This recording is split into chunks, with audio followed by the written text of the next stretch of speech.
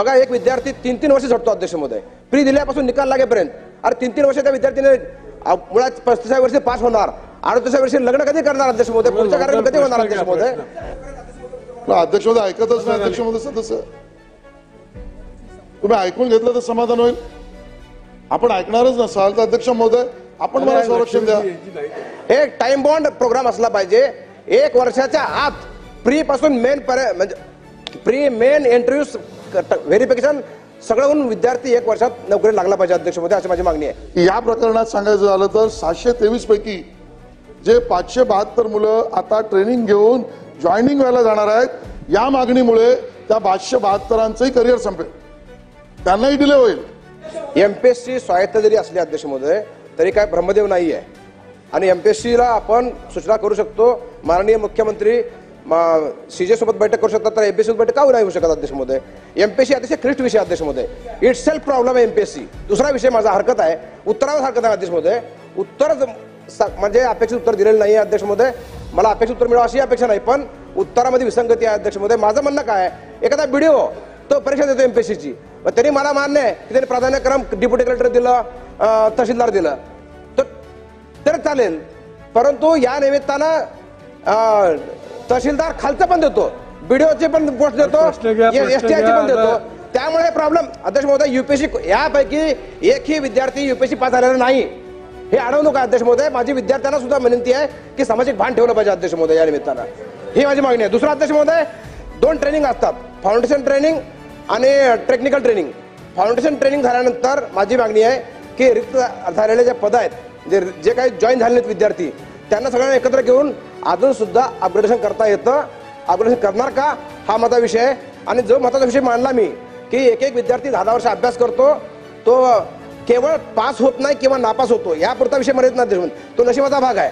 पण 10 वर्ष अभ्यास केलेली पोरं, जी लेकरं आपले मुलाखत पास होऊन पुढे गेलेले आहेत, या लेकरांचा शासनाने विचार करावा अशी माझी विनंती. चला पुढे मंत्री महोदय.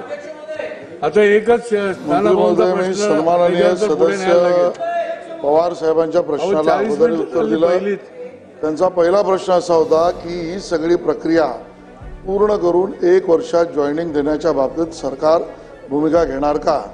माझं तर म्हणणं आहे अध्यक्ष महोदय की सरकारची तर भूमिका 1 वर्ष तरी का वाट बघायला लागावी अशीच आहे. आणि त्यामुळे सगळी प्रक्रिया पूर्ण करण्याच्या बाबतीमध्ये कालबद्ध आणि तातडीने व्हावी, हीच सरकारची भूमिका नंबर 1. अध्यक्ष महोदय ऐकतच नाही. अध्यक्ष महोदय सदस्य तुम्ही ऐकून घेतलं तर समाधान होईल. आपण ऐकणारच नसाल तर अध्यक्ष महोदय आपण मला संरक्षण द्या. मी त्याला समाधान व्हावं म्हणून उदाहरण दाखल त्यातलं डिटेल उदाहरण देतोय. जर एखाद्या विद्यार्थ्याला ऑप्ट आउट असताना किंवा एमपीएससीची लेखी परीक्षा दिल्यानंतर पसंतीक्रम देताना त्याला आवश्यक असलेल्या संवर्गामधलं पद नसेल म्हणून जर तो दुसरीकडे पसंती देणार असेल आणि नंतर शासनाकडे गेल्यावर कागदपत्र सबमिट केलेला वेळेला त्याला लक्षात येईल की अरे जे मला पसंतीक्रम द्यायचा होता ते त्यावेळेला वेकंट नव्हता, आता वेकंट आहे, तर तो कोर्टातच जाईल ना, तो त्याच्या मागणीसाठी कोर्टातच जाईल ना.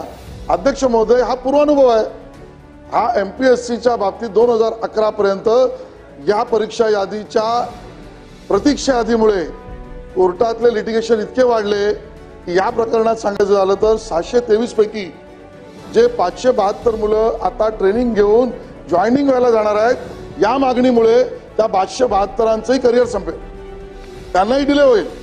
आणि अध्यक्ष महोदय केवळ तेवढंच नाही, त्या 572 मुलांनी सुद्धा 10 वर्ष अभ्यास केलाय आणि त्यांना जॉईनिंगच्या वेळेला जर कुठल्या तरी कोर्टाची ऑर्डर प्रतीक्षा यादीतल्या पसंती क्रमांक किंवा आरक्षण किंवा अन्य मुद्द्यांमुळे आलं तर राज्य सरकारला पुरेसं मनुष्यबळ यातही नुकसान होणार आहे. आणि त्यामुळे अध्यक्ष महोदय जे यूपीएससी करतंय, तुमची भावना मला मान्य आहे, पण जे यूपीएससी करतंय, जो एमपीएससीचा पूर्वानुभव आहे, जो आपल्याला ज्या मुलांना आता जॉईनिंग पर्यंत आले आहेत त्यांचं आणि राज्य सरकारचं हित बघता आता प्रतीक्षा यादी करणं संयुक्तिक नाही असं स्वायत्त संस्थेने ठरवलंय. तरीही मी असं म्हटलं, तरीही मी ऐकून घ्या, सर्व राज्यातल्या अशा प्रतीक्षा यादीच्या बाबतीतला अभ्यास करायला एक समिती नेमू आणि त्याचा निर्णय आल्यावर योग्य तो निर्णय.